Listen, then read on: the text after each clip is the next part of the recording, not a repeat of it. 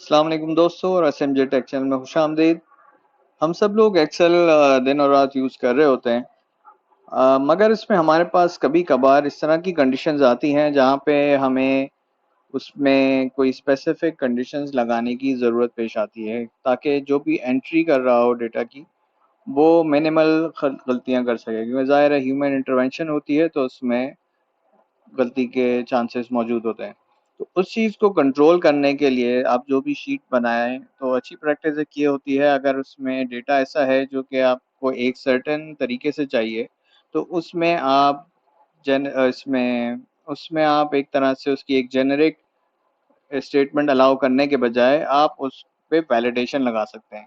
Excel की terminology में इसको डेटा वैलिडेशन कहते हैं। तो आइए आज हम देखते हैं कि डेटा वैलिडेशन क्या होती है। सबसे पहले तो मेरे पास एक ये शीट मौजूद है जिसमें मेरे पास कुछ पेमेंट का एक डेटा रखा हुआ है। अब मैं चाहता हूँ कि इसमें जो भी एंट्रीज हैं वो एक स्पेसिफिक पैटर्न को फॉलो करते हुए हों। जिस तरह मुझे आईडीज चाहिए, मुझे रीजनल डिटेल्स चाहिए, तो मैं आसानी के लिए सबकी पहले वाली एक रो रहने देता हूँ और ये बाकी डेटा जितनी मेरे पास रोज़ हैं मैं इनको रिमूव करके इन रोज़ के ऊपर एक वैलिडेशन का वो लगाता हूँ। अभी आप देख सकते हैं कि मेरे पास इस फील्ड में मैं कोई भी वैल्यू एंटर कर सकता हूँ, इवन अल्फ़ा न्यूमेरिक भी, और ये उसको अलाउ कर देगा। इसी तरह से मैं इस डेट के उसमें कोई भी डेट डाल सकता हूँ, कोई भी रेंज की। इसके अलावा मैं अगर जो भी क्वार्टर सेलेक्ट कर रहा हूँ यहाँ पे मैं ये भी डाल सकता हूँ। तो इस तरह से मेरी, अब आप ऊपर भी देख रहे होंगे कि मेरी जो शीट है उस पे लगी हुई सारी कंडीशंस फेल हो रही हैं। तो इस चीज़ को बचाने के लिए एक्सेल शीट में एक ऑप्शन दिया हुआ होता है आपको डेटा वैलिडेशन का, जो कि हमारे पास अगर हम अपनी टॉप बार में देखें तो डेटा का एक टैब होता है, उसके अंदर बीच में डेटा टूल्स में एक जगह पे डेटा वैलिडेशन आ रहा होता है। इसमें हमारे पास कोई 3 ऑप्शंस दिख रहे होते हैं। पहला ऑप्शन होता है डेटा वैलिडेशन का, जो बेसिकली आपके डेटा की वैलिडेशन के मुख्तलिफ उसमें आप रूल्स लगा सकते हैं। दूसरा होता है कि आपके इस शीट में अगर ऑलरेडी कुछ इनवैलिड डेटा है तो आप उस रीजन को सेलेक्ट करके और सर्कल कर सकते हैं, ताकि आपको एक्सेल दिखा देगा कि कौन सी जगह पे आपके पास इनवैलिड डेटा मौजूद है। और तीसरा है क्लियर डेटा वैलिडेशन सर्कल्स, ताकि एक दफ़ा आपको ये दिख जाए तो आप रिमूव कर सकें। तो हम पहले देखते हैं डेटा वैलिडेशन में हमारे पास क्या क्या ऑप्शन मौजूद है। सबसे पहले हमारे पास ये जो पहला ऑप्शन है मैं सेलेक्ट किया, तो बाय डिफ़ॉल्ट मैं इसको क्लियर किए देता हूँ। बाय डिफ़ॉल्ट मेरे पास जब भी आप ये खोलेंगे डेटा वैलिडेशन, जब बाय डिफ़ॉल्ट खुला हुआ होता है इसमें एनी वैल्यू अलाउ हुआ होता है, जैसे कि मेरे पास अभी यहाँ हो रहा था। इसमें अब मैं चाहता हूँ कि एनी वैल्यू के बजाय, एनी वैल्यू का मतलब ये है कि मैं इसमें कोई भी वैल्यू डाल सकता हूँ, अल्फ़ा न्यूमेरिक भी, न्यूमेरिक में कोई लिमिटेशन नहीं है, इसमें सारी चीज़ें अलाउड हैं। अच्छा, बिफोर वी सेलेक्ट कि इसमें क्या क्या ऑप्शंस मौजूद हैं, पहले हम थोड़ा सा ये टैब्स को एक्सप्लोर कर लेते हैं। पहला टैब है सेटिंग का, यहाँ पे बेसिकली आप रूल्स डिफाइन करते हैं। दूसरा टैब है हमारे पास इनपुट मैसेज का, इसमें बेसिकली आप ये डिफाइन करते हैं कि आपके जो भी यूज़र है उसको आप मैसेज क्या देना चाह रहे हैं, कि आपका इनपुट के वक्त कोई स्पेसिफिक आपको इंफॉर्मेशन उसको डिस्प्ले करवानी है, ताकि उसको एक इंस्ट्रक्शन सॉर्ट ऑफ मिल जाए कि वो किस तरह से या क्या वैल्यू डालना है, ताकि उसकी कोई कंफ्यूजन ना रहे। ये हम अभी जैसे जैसे डिफाइन करेंगे तो हम इसको नोट डाउन करेंगे कि कैसे यूज़ होता है। इसके अलावा हम लोग तीसरा जो टैब है वो बेसिकली एरर अलर्ट है। एरर अलर्ट आपको बेसिकली ये बताने के लिए है कि अगर आपने गलती कर दी है तो उस गलती को आपने अपने यूज़र को कैसे बताना है। इसके 3 स्टाइल्स हैं। पहला स्टाइल है कि स्टॉप, के वो उसको आगे ही ना बढ़ने दे। दूसरा स्टाइल है वार्निंग और इन्फॉर्मेशन का, इसमें यानी कि वो उसको इन्फॉर्म ज़रूर करेगा कि आप जो करने जा रहे हैं वो गलत है, लेकिन उसको वो साथ में ऑप्शन भी देगा कि but you do you still want to continue, या आप दोबारा से डालना चाहेंगे या कैंसिल करना चाहेंगे। तो जो पहला वाला ऑप्शन है स्टॉप वाला, उसमें उसको सिर्फ अगर गलत कर कोई इन्फॉर्मेशन या गलत डेटा डाल रहा होगा जो वैलिडेशन रूल्स को नलीफाई कर रहा होगा या उसके अगेंस्ट जा रहा होगा, तो वो उसको रीट्राई का ही ऑप्शन देगा, उसको प्रोसीड करने का ऑप्शन नहीं देगा। बाकी दो में उसको कंटिन्यू करने का ऑप्शन मिलेगा कि वो उसको बता दी या इन्फॉर्मेशन या वार्निंग दे दी गई कि ये आप डेटा जो डाल रहे हैं ये लगे हुए रूल्स के बरक्स है।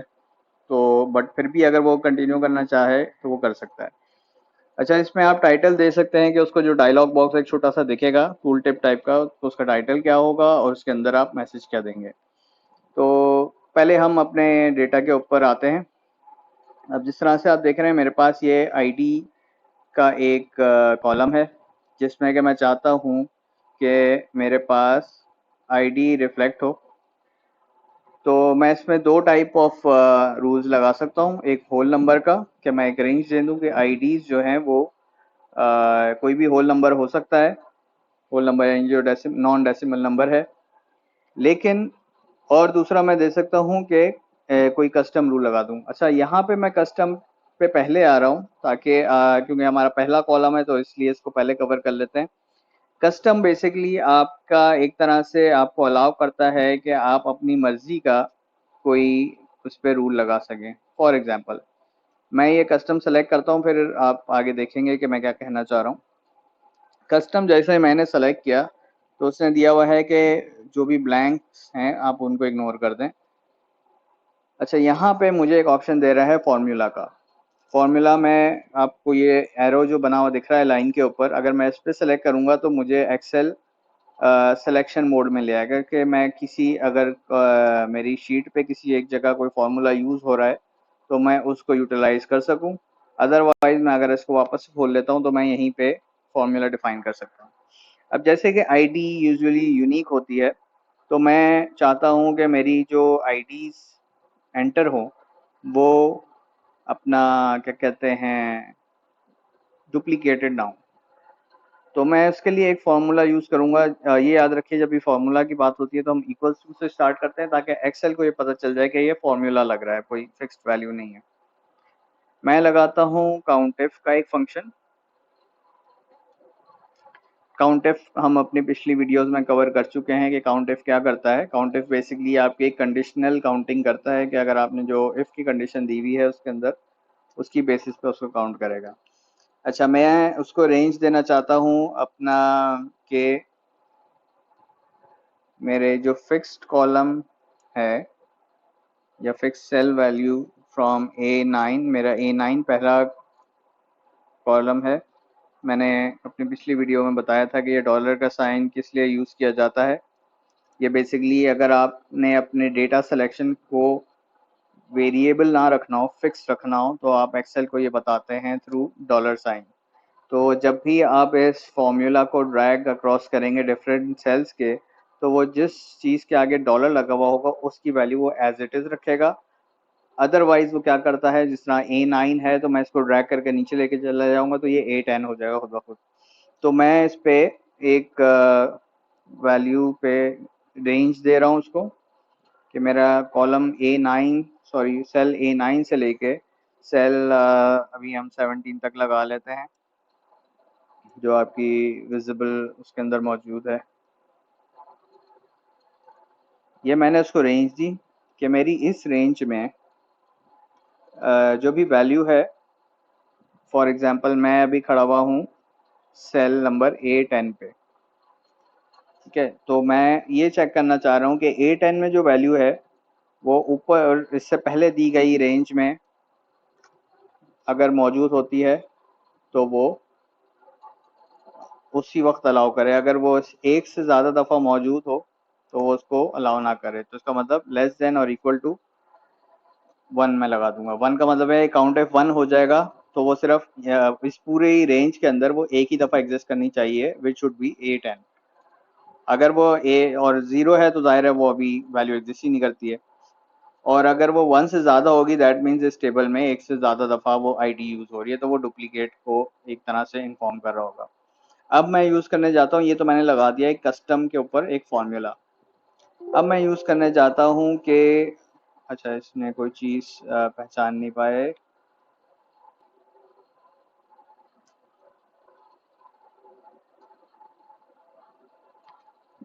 और ये इसने एक्सेप्ट कर लिया। मैं वापस से जाता हूँ, मेरे ख्याल से स्पेस की वजह से उसने इशू दिया था। अच्छा, एक और चीज़ इंटरेस्टिंग आपको इसी एरर के थ्रू पता भी चल गई कि काउंटफ पे अगर स्पेस देंगे तो वो इस केस में नहीं उठा पाएगा। अच्छा, हम लोग देख रहे थे कि इनपुट में क्या देना चाहते हैं। अब मैं लेट्स से कि यहाँ पे ये इन्फॉर्म करना चाह रहा हूँ ताकि जो भी इस सेल पे आए उसको पता चल जाए कि यहाँ पे उसने कोई इंफॉर्मेशन क्या डालनी है। तो मैं सबसे पहले इसमें लिखता हूँ कि unique ID, unique payment ID let's say, और यहाँ मैं इनपुट मैसेज कर देता हूँ एंटर यूनिक पेमेंट आईडी, ताकि जो भी इस सेल पे आएगा तो उसको ये इनपुट मैसेज दिख जाएगा कि इनपुट उसने क्या करना है। दूसरा, मैं एरर अलर्ट चाहता हूँ कि इसको बिल्कुल भी वो अलाउ ना करे डुप्लीकेट नंबर एंटर करने के लिए, तो उसको रोक दे और टाइटल दे दे duplicate ID, duplicate are restricted. ठीक है, तो ये आप देखें मैंने क्योंकि डेटा वैलिडेशन अभी, एक और इम्पॉर्टेंट बात ये है कि आप डेटा वैलिडेशन जब लगाते हैं तो वो उस पर्टिकुलर सेल पे या उस सिलेक्शन पे लगती है जो कि आपने सेलेक्ट किया हुआ है। अब मैंने यही एक सेल सेलेक्ट किया हुआ था तो खाली इस पे ही ये दिख रहा है। अब मैं यही चीज़ अगर अप्लाई सब पे करना चाहता हूँ तो मुझे एक करना पड़ेगा। उसने बता दिया कि ये डेटा वैलिडेशन सब पे नहीं लगी हुई है, और उसने डिफ़ॉल्ट में मुझे भी दिखा भी दिया कि आपने जो है ना वो सिर्फ एक पे सेलेक्ट किया हुआ था, तो मुझे ये एक दफ़ा रिपीट करना पड़ेगा। मैंने उस पर कह दिया कि A9 $9 $17 A10 is less than or equal to 1। अच्छा, अब आप ये देख सकते हैं कि ये इसने डेटा वैलिडेशन इन सब पे लगा दी। अच्छा, इनपुट क्योंकि मैंने खाली उस वक्त उसी पे लगाया था तो मुझे एक दफ़ा दोबारा से ये मेहनत करनी पड़ेगी। और एरर अलर्ट में मैंने उसको डुप्लीकेट दे दिया, डुप्लीकेट्स डुप्लीकेट्स आर रिस्ट्रिक्टेड, और ओके कर दिया। अब आप ये देख सकते हैं कि इसने 17 तक ये रूल अप्लाई कर दिया। अब मैं लेट्स से कि सबसे पहले चेक गलत वाला करके देखता हूँ कि मैं 1001 डालूंगा तो ये मुझे क्या अलाउ करेगा। ये देखिए, इसने मुझे फ़ौरन कह दिया है कि डुप्लीकेट्स आर रिस्ट्रिक्टेड, जो कि मैंने मैसेज डाला था। तो मुझे वो रिट्राई कैंसिल का ऑप्शन दे रही है। अगर मुझे मज़ीद हेल्प की ज़रूरत है तो मुझे वो एक्सेल की हेल्प में ले जाएगा। अब मैं यहाँ पे 1002 डालता हूँ तो ये मुझे अलाउ कर देगा। तो ये हमारी एक डेटा वैलिडेशन लग गई, जो कि आप देख सकते हैं। ये मैं जितने भी इस पे जा रहा हूँ तो ये मुझे ऑटोमेटिकली एक टूल टिप साथ में दे रहा है कि यहाँ पे मुझे पेमेंट आईडी एंटर करनी है। तो कई दफ़ा ये आपके लिए थोड़ा सा इनकन्वीनियंट भी लगता है, बट ये क्या है, जहाँ पे आपको ये ज़रूरत हो टूल टिप दिखाने की वहाँ पे ये इनपुट मैसेज ज़रूर डिफाइन करना होता है। अब आते हैं हमारे दूसरी डेटा वैलिडेशन पे। जैसे कि हमने पहले किया था, अब की दफ़ा हम पहले से सेलेक्ट कर लेते हैं कि मुझे किस रेंज पे डेटा वैलिडेशन लगानी है। अब यहाँ देख सकते हैं, यहाँ अब एक डिस्क्रिप्शन है। अभी ये एनी वैल्यू पे है। मैं चाहता हूँ एनी वैल्यू तो ये रहे टेक्स्ट, बट ये टेक्स्ट की फॉर्म में रहे, और टेक्स्ट की फॉर्म में भी एक सर्टन रेंज के अंदर रहे ना। इसमें मेरे पास देखें, जब मैं लेंथ सेलेक्ट करता हूँ तो मेरे पास बहुत सारे ऑप्शन आ रहे हैं कि between, not between, equal to, not equal to, greater than, less than, greater than और इक्वल टू, लेस देन और इक्वल टू। तो लेट्स से कि मैं कहता हूँ कि मैं एक सर्टेन वैल्यू दे देता हूँ और इससे ये बड़ा टेक्स्ट नहीं होना चाहिए, तो मैं इसको लेस देन और इक्वल टू का एक नंबर दे देता हूँ। अब यहाँ पे मैं let's say number of characters इसके 10 डिफाइन कर देता हूँ, तो ये 10 कैरेक्टर्स तक अलाउ करेगा। अब लेट्स से कि मैं कोई भी वैल्यू डालता हूँ यहाँ पे,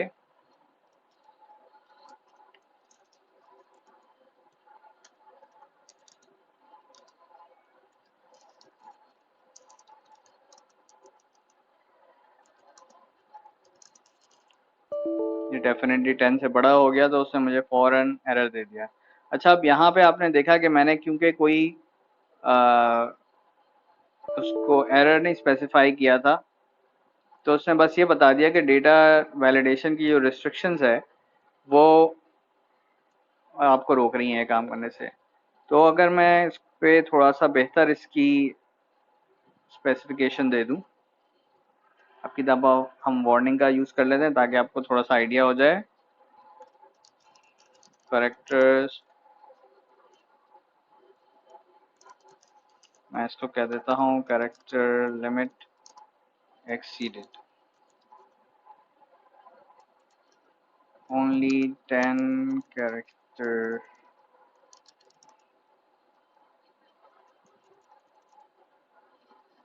text of 10 characters is allowed।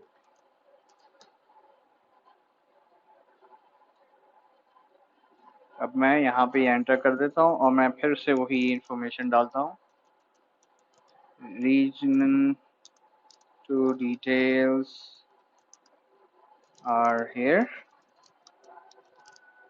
अब की दफ़ा इसने मुझे क्या कहा कि only text of 10 characters is allowed. However उसने मुझे रीट्राई का ऑप्शन नहीं दिया, उसने कहा कि do you want to continue, यानी कि क्या मैं आगे बढ़ना चाहता हूँ, इसके बावजूद कि मैंने उसको रिस्ट्रिक्शन उसने बता दी है। अगर मैं यस कर दूंगा तो वो आगे बढ़ जाएगा, नो करूंगा तो वो रीसेट कर देगा, कैंसिल करूंगा तो जो मैंने इनपुट की हुई है वो उसको खाली कर देगा। अब मैं यस करके आपको दिखाता हूँ कि मैंने यस किया, तो उसने एक छोटा सा मुझे यहाँ पे वो दिखा दिया नोटिफिकेशन के इसमें डेटा वैलिडेशन के अगेंस्ट काम हुआ है। तो मैं अभी इसको ऐसे रहने देता हूँ, ये हमारे आगे यूज़ के लिए आएगा। अब मैं अगर खाली इसको रीजन 2 डिटेल्स करता हूँ, मैं इसको रीजन 2 तक रहने देता हूँ, तो ये मुझे अलाउ कर देगा क्योंकि ये विद इन 10 कैरेक्टर्स है। तो इस तरह से हमारे पास ये वैलिडेशन टेक्स्ट लेंथ की भी लग गई। अब हम आते हैं वैलिडेशन की एक और फॉर्मेट के ऊपर जो कि है डेट वाइज। तो आगे बढ़ने से पहले हम पहले पूरी रेंज सेलेक्ट कर लेते हैं। पहली वाली रो मैंने आप लोगों की अंडरस्टैंडिंग के लिए छोड़ी हुई थी ताकि आपको अंदाज़ा हो कि इसमें क्या वैल्यू जानी है। अब आते हैं हम लोग डेट वाइज। अब यहाँ पे मैं एक लेट्स से के रेंज देना चाह रहा हूँ कि मेरे पास जो डेट है, एक तो ये कि इस सेल के अंदर हमेशा डेट ही अलाउ होनी चाहिए। दूसरा, फॉर एग्जांपल मैं 2020 के 2020 तक का सिर्फ ये शीट बना रहा हूँ पेमेंट की फॉर एनी रीज़न, तो मैं उसमें एक डेट रेंज दे देता हूँ कि 1 जैन 20 से 31 दिसंबर 20, ताकि मेरी जो भी डेट रेंज है वो इस रेंज के अंदर फॉल कर रही हो। यहाँ पे मैं इंफॉर्मेशन का आपकी दफ़ा यूज़ कर लेता हूँ, date range exceeded, only year 2020 dates are accepted are allowed। ठीक है, तो ये हमारे पास डेटा वैलिडेशन डेट वाइज लग गई। अब हम ट्राई करते हैं। सबसे पहले हम डालते हैं 1 जैन 20, ये देखिए इसने फ़ौरन दे दिया कि only year 2020 days are allowed. यहाँ पे भी मुझे ओके और कैंसिल या उसका ऑप्शन दे रहा है, तो मैं ओके करूँगा तो वो आगे बढ़ जाएगा। इन्फॉर्मेशन में वहाँ पे आपने देखा था कि वार्निंग में क्या डिफरेंस था। वार्निंग में आपको 4 ऑप्शंस दिए हुए थे कि उसने मुझसे पूछा था कंटिन्यू करना है, नहीं करना है या कैंसिल करना है। यहाँ पे सिर्फ उसने कहा इन्फॉर्म किया और कहा ओके, यानी कि अगर मैं ओके करता हूँ that means I accept, cancel करूँगा तो वो हट जाएगा। अब मैं इसको ऐसे ही रहने देता हूँ और यहाँ पे मैं डाल देता हूँ 1 दिसंबर नवंबर 2020। तो इसने मुझे अलाउ कर दिया। इसका मतलब ये है कि मेरा डाटा वैलिडेशन सही चल रहा है। तीसरी अब हमारे इस पे आ जाते हैं कि सॉरी चौथी हमारे पास किस तरह की वैलिडेशन है। ये है हमारे पास टाइम बेस्ड वैलिडेशन। अच्छा, टाइम बेस्ड वैलिडेशन में भी मैं जो है इसमें आपके पास बहुत सारे मौजूद हैं। बिटवीन का आप लगा सकते हैं इसमें चेक, नॉट बिटवीन भी लगा सकते हैं और इक्वल टू भी लगा सकते हैं, नॉट इक्वल टू भी लगा सकते हैं। तो एक हम लेट्स से के फिक्स्ड वैल्यू के ऊपर ट्राई कर लेते हैं कि इक्वल टू टाइम, पेमेंट का time should always be equal to, greater than भी लगवा सकते हैं हम लोग। हम लेस देन, हम इक्वल टू का लगा लेते हैं ताकि एक इक्वल टू की एग्जांपल हमारे सामने आ जाए। मैं यहाँ पे टाइम, जैसे कि आप यहाँ पे देख सकते हैं ये कॉन्स्टेंटली आ रहा है आपके पास। अगर शीट में कोई टाइम डिफाइन हुआ हुआ है तो आप उससे सेलेक्ट कर सकते हैं या फिर आप अपना टाइम दे सकते हैं। मैं लेट्स से कि पेमेंट टाइम दे देता हूँ कि payment time should not be या शुड ऑलवेज बी 10 AM। और मैं दोबारा स्टॉप कर देता हूँ। Payment,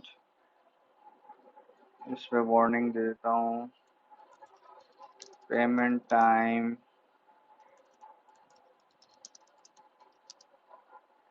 fast, payment should be made at 10 AM। ठीक है, तो पहले अब की दफ़ा हम सही वाला टाइम डालते हैं। ये देखें इसने फ़ौरन मान लिया। अब मैं डालता हूँ कि मैंने एक पेमेंट की 11 बजे, इसने फ़ौरन दे दिया कि payment should be made at 10 AM। Continue, मैंने कहा यस, पेमेंट मैंने की 11 बजे, व्हाट कैन आई डू। तो ये हमारे पास डेटा वैलिडेशन डेट वाइज और टाइम वाइज दोनों हमारी लग गई। अच्छा, मैं यहाँ पीएम भी करता हूँ तो तब भी वो यही देगा मुझे। मैंने कहा नो, तो फ़ौरन मुझे एडिट मोड में ले आया। अच्छा, मैंने लेट्स से कि ये करके एंटर किया, उसने फिर कहा कैंसिल करूँगा तो ये रिमूव कर देगा इसको। तो ये अभी आप लोगों को थोड़ा सा दिख गया कि मैंने किस तरह से इसको डिफ़ाइन किया। अब मैं आपको एक और डेटा वैलिडेशन की टाइप दिखाता हूँ। ये है हमारे लिए लिस्ट की। अच्छा, लिस्ट में हमारे पास जब हम सेलेक्ट करते हैं तो वो कहता है कि आपको ड्रॉप डाउन की फॉर्म में देखना है, यानी कि जो भी मैंने सेल सेलेक्ट किए उन पे एक ऑटोमेटिक ड्रॉप डाउन का ऑप्शन आ जाएगा। अगर ये मैं हटा दूंगा तो मेरे पास ड्रॉप डाउन नहीं आएगा, लेकिन मुझे वो अलाउ उसी लिस्ट से करेगा। अच्छा, लिस्ट में हमारे पास दो तरीक़ेकार हैं।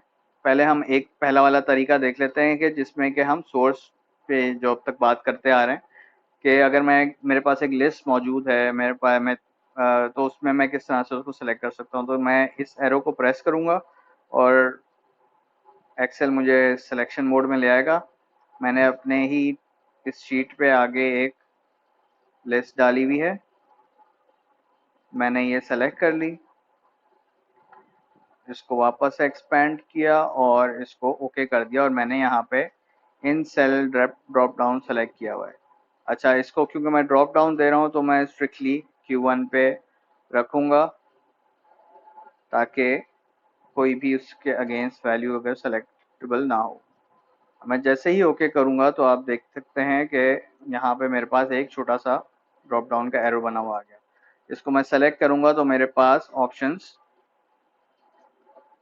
आने लग गए कि मेरे जो वैल्यूज़ हैं जो मैंने इस लिस्ट के अंदर सेलेक्ट की थी सिर्फ वो ही डिस्प्ले हो रही हैं ताकि मैं सेलेक्ट कर सकूं।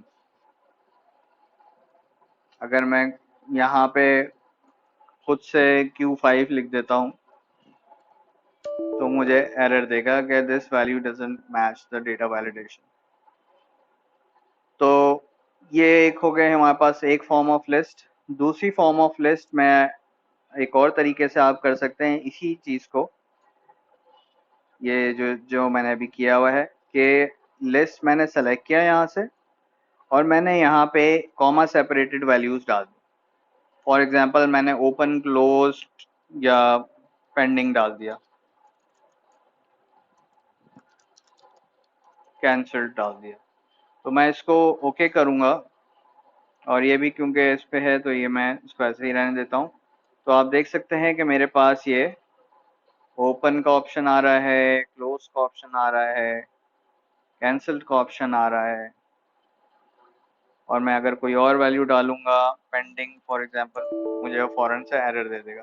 तो डेटा वैलिडेशन का जो बेसिक पर्पस होता है कि आप यूज़र को या जो भी आपका शीट को रिव्यू कर रहा है या एंट्री कर रहा है उसमें, उसको आप रिस्ट्रिक्ट रखें कि वो करेक्ट इंफॉर्मेशन आपकी शीट के अंदर फिल आउट करता रहे ताकि उसके पास मिनिमल चांसेस हों एरर करने के।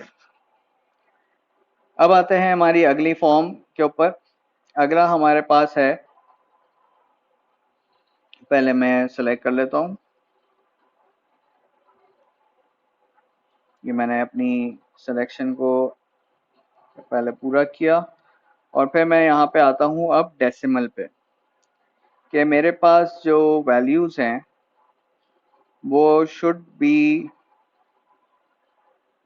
ग्रेटर देन मिनिमम वैल्यू में डाल देता हूँ कि मेरी कोई भी पेमेंट जो है वो 1000 इससे कम नहीं होनी चाहिए। ऐसे ही एक मैंने एक वैल्यू डाल दी। अब यहाँ पे आप देख सकते हैं कि इसमें ऑलरेडी कुछ वैल्यूज़ डली हुई हैं। मैंने डाल दी 1000 की पेमेंट, वो मुझे फ़ौरन से एरर दे देगा। मैंने डाल दी 1020, वो भी नहीं अलाउ करेगा। मैंने रीट्राई सेलेक्ट किया और अब की दफ़ा 1050 की डाल दी और उसने मुझे फ़ौरन से पेमेंट अलाउड कर दी। इसी तरह मैं अगर 6000 डाल दूंगा, 10,000 डाल दूंगा तो वो उसको कोई मसला नहीं होगा as long as it's greater than 1050। तो आप इस तरह की रिस्ट्रिक्शन भी लगा सकते हैं अपनी शीट के ऊपर। अच्छा, एक और डेटा वैलिडेशन जो हम लगा सकते हैं यहाँ पे, मैं इसी के ऊपर अप्लाई करके आपको दिखा देता हूँ। जो लास्ट हमारे पास ऑप्शन रह गया है डेटा वैलिडेशन का वो है होल नंबर का। होल नंबर में भी आप बेसिकली कोई भी वैल्यू डिफाइन कर सकते हैं। लेट्स से कि मैं लेस देन का एक को दे देता हूँ कि मुझे पता है मेरी मैक्सिमम पेमेंट्स 10,000 की हो सकती हैं, तो मेरा जो भी नंबर होगा वो शुड बी लेस देन 10,000। तो मेरे पास 3,000, 8,000, 5,000, 11,000, 11,000 पे उसने फ़ौरन से एरर दे दिया। मैं इसको 10,000 कर दूंगा तो वो इसने लेस, चूंकि मैंने लेस देन लगाया था तो इसलिए इवन 10,000 भी एक्सेप्टेबल नहीं है। तो मैं इस पे अगर 9,999 कर दूंगा तो ये एक्सेप्टेबल होगा। तो ये हमारे पास दोस्तों डेटा वैलिडेशन के जो अवेलेबल फी हमारे पास अलाउड रूल्स थे वो थोड़े से कवर किए। अच्छा, एक चीज़ अब आपको और दिखा दूं कि अब हम आते हैं, मैंने लेट्स से K1003 डाल दी इस तरह से। अब मैं अपनी सिलेक्शन पे आता हूँ और हम बाकी जो दो ऑप्शन है वो देखते हैं। मैं उससे कहता हूँ कि सर्कल इनवैलिड डेटा। अब यहाँ पे मैंने अपनी सिलेक्शन में इसको करके पूछ लिया तो एक्सेल ने मुझे बता दिया ये वो कॉलम्स हैं या सेल्स हैं रादर, जहाँ पे आपका डेटा इनकरेक्ट पड़ा हुआ है इस वक्त, जो कि आपके वैलिडेशन रूल से हट के है।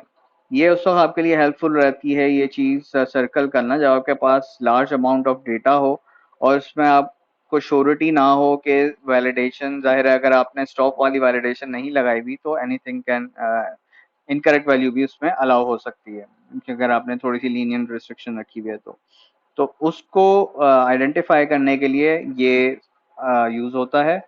और मैं अगर इसको क्लियर वैलिडेशन सर्कल्स कर दूंगा तो ये इसको ऑटोमेटिकली हटा देगा।